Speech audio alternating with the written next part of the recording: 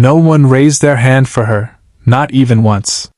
She stood there, unwanted, invisible, like she didn't even exist. But just when the auctioneer was about to give up, two small voices broke the silence.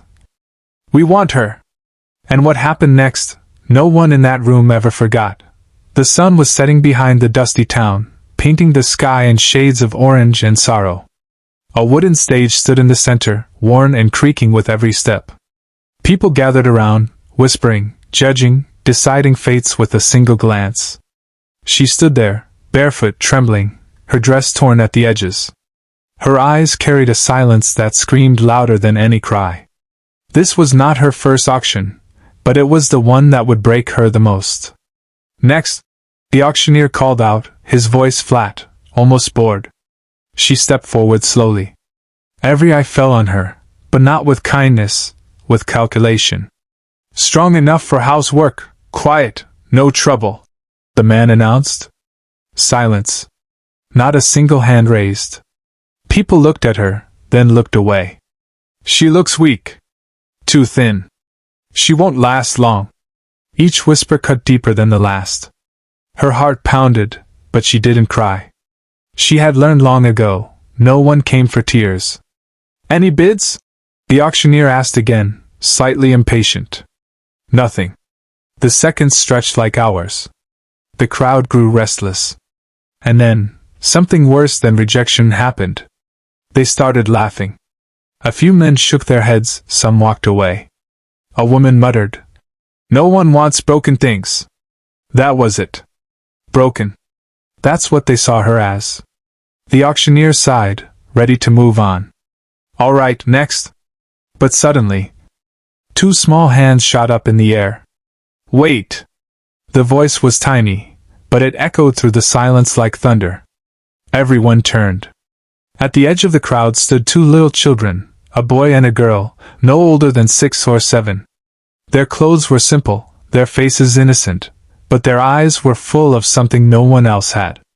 Hope. "We want her," the little girl said again, louder this time. The crowd burst into laughter. "You!"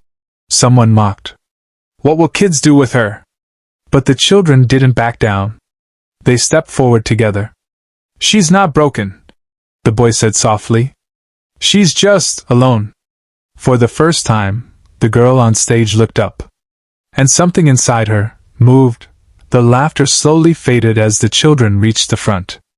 The auctioneer frowned, confused. "Where are your parents?" he asked. "We don't have any," the girl replied simply. The crowd went quiet. The boy reached into his small pocket and pulled out a few crumpled coins.